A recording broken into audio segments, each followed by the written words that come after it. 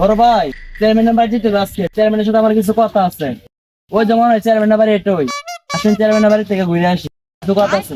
তাহলে চল ছোট, চেয়ারম্যানের বাড়িতে যাই। তো চলো যাই। চেয়ারম্যান সাহেব বাড়িতে আসেননি? কে? চেয়ারম্যান সাহেব বাড়িতে আছে, ভিতরে আসেন। চেয়ারম্যান সাহেব বাইরে আসেন, কথা আছে।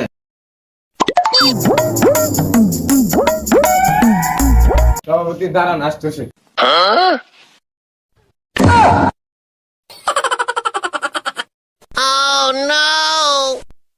চেয়ারম্যান সাহেব, জনগণের কোনো খোঁজ খবর নেন না। আমরা রাস্তাঘাটে চলাফেরা করতে পারি না, রাস্তাঘাট ঠিক করেন না, রাস্তার বাজার না নিজের বাড়ি ঘর বিল্ডিং বানাই লাইছেন, অথচ জনগণের কোনো খোঁজ খবর নাই।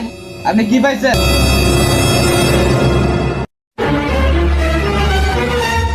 সভাপতি সাহেব চাইতেন না, শান্ত হন, শান্ত হন, বুঝারা বুঝারা দাঁড়ান। সভাপতি সাহেব এদিকে আসুন, বলেন।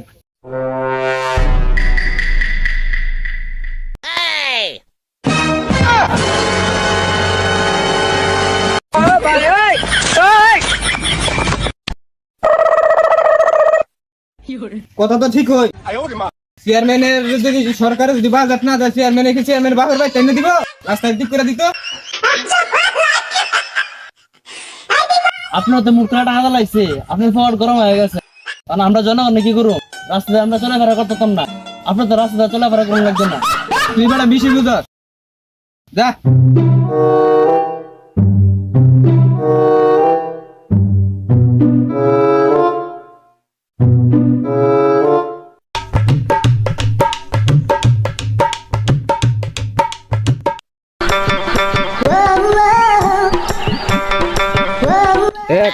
তুই আমার লগে থাকলে সবসময় লাভবান হইবি, সবসময় আমার লগে থাকবি।